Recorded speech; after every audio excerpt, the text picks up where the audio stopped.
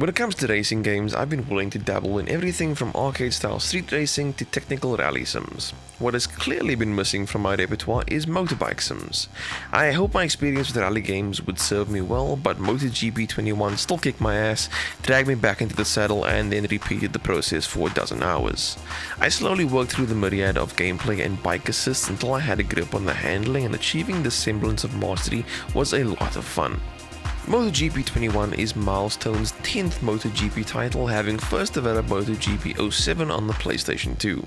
With each successive title, Milestone has pushed the simulation aspect towards an unforgiving degree of realism. It says a lot about a game when you start off with a two-part tutorial, the first covering basic cornering, overtaking and track penalties, the second covering the myriad of electronic assists available on modern bikes. If you survive the extensive tutorial, and I suggest you spend some time there if you need a refresher, you'll discover the many game modes on offer in MotoGP 21. Quick races, think custom time trials, single events, or entire championships are drawn from the full 2021 season. There are 4 classes, over 100 official riders, 20 official tracks, and you can also pick from 40 historical riders and their classic bikes. Multiplayer allows for online quick races, or if you can find some dedicated friends, a full weekend event. The highlight, as always, is starting a new career and working your way up from Moto3 up to the prestigious MotoGP. For those with a creative streak, you can initially customize your riding gear, bike and livery to your heart's content. After that, it's time to move on and join an official team or a newly created team that you can also freely edit. From this point onwards, MotoGP 21 provides a good blend of practice sessions, race days and managerial elements to keep you occupied. On the managerial side, you will recruit a personal manager, chief engineer and data analyst that provide you with new contracts, possible team members and better direction for your research. You can assign engineers to research improvements in several fields: frame, engine power, aerodynamics and electronics. It's by far the most gamey side of the experience, but it turns the empty weeks between events into an opportunity to provide incremental upgrades to your bike. You can even create and manage a junior team in the Moto3 and Moto2 class once you reach MotoGP. Once the race weekend arrives, you can participate in a 3-day event, tackling practice laps to tune your bike, setting lap times to determine grid position, and even a 20-minute warm-up prior to the race.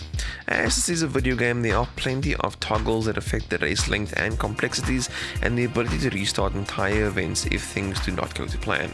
However, if you want to come to grips with a myriad of mechanical tweaks and electronic assists that can affect on-track performance or memorize every inch of the track, this is a worthwhile endeavor. Once on the track, MotoGP 21 builds on the racing model of last year's release while adding further complexities. Fuel and tire consumption return, punishing you for drifting off the optimal racing line and harsh cornering.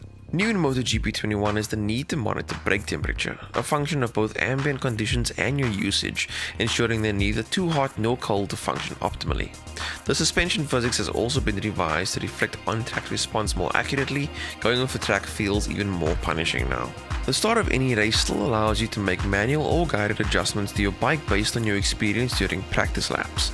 Once on the track, electronic assists can be adjusted on the fly for those with dexterity.